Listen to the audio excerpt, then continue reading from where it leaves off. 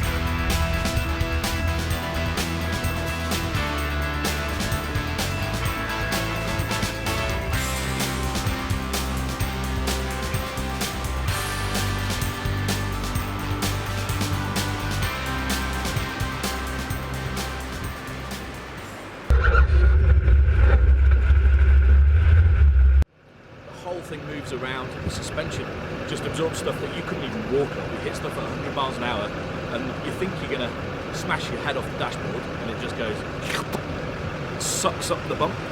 And you're driving across stuff that doesn't make sense to your brain. I've never driven anything that quickly where I would expect even a rally car in proper full-on rally car mode would just destroy itself, and that thing just hits it and doesn't even notice. The suspension you can feel moving around, but you steer it, you get a sense of where to steer it from your ass rather than your hands. I was trying to correct every little slide, and that's not really what you do. I think you let the car run through it and just be a bit smoother and a bit easier, and let the car do the work, so all the stuff going on just happens to the vehicle and not you. It's very fast, but in the weirdest way.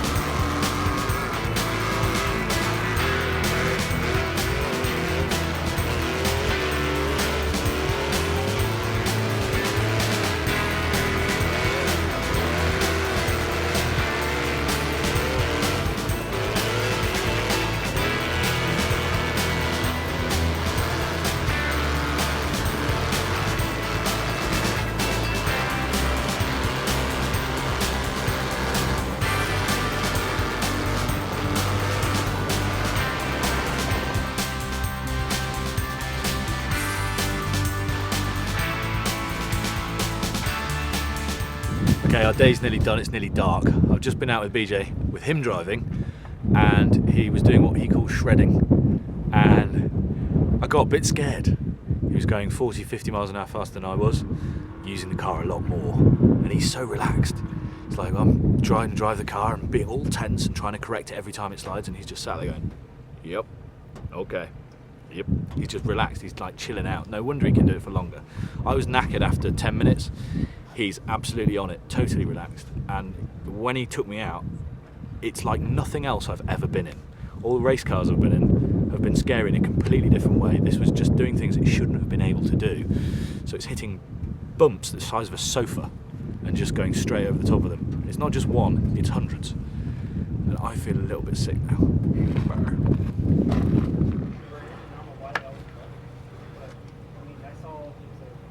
Now, I feel like you've beaten me up.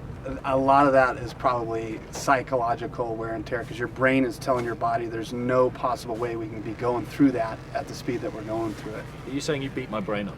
I might have beat your brain up a little bit. All right then, BJ, be honest. How did I do? Was I the best you've ever had? You were the best I've ever had, so to say. I mean, all the guys that have driven the truck, I think you drove it the best. You know, you were very concerned about, you know, taking care of the equipment, which is something that a desert racer has to be very conscious of. That's cool being slow, BJ. No, you did fine. You were, you know, for a guy that has only been driving a unlimited race vehicle for 20 minutes, you did exceptionally well, and you listened to instruction, and you were picking stuff up every mile, so that's pretty good. You know, I couldn't hear you on the comms at all. Well, then I didn't do anything. I was trying to teach you stuff. I must have been just talking to myself. You were pushing, you were telling me to go faster a lot of the time, and I couldn't trust it, and then just back there it got a bit sketchy when we were going a lot faster. Uh-huh. How did that make you feel when we were sort of almost broadside doing 110 mile an hour? Well, you know, I've been in that situation before, and like I said before, I've seen all possible endings of that movie when you're trying to teach somebody how to drive. So from before you even knew that you were in trouble, I knew you were in trouble. So I just hold on, close my jaw, and kind of hope things go okay, you know. And you did great. You know, you saved it. You didn't overcorrect and get all crazy and then end up upside down. You took really good care of the truck and you corrected it perfectly. I like your really, when we did sort of, it got into a bit of a big tank slapper. By the third one, you went, okay, I think you should back off now. through those the deep calmest bumps. voice I've ever heard about the speak. No, through those bumps, you that just section of bumps, you either have to be fully committed and keep the thing as straight as possible, or you have to go through them at 35. It's either 110 straight as an arrow, commitment and focus on keeping it straight, or 35 miles an hour and just going slow. Wait it out. Just wait it out, exactly. Well, it's been big. BJ Baldwin, thank you very much. Thank you. Thanks for coming out. Take it easy.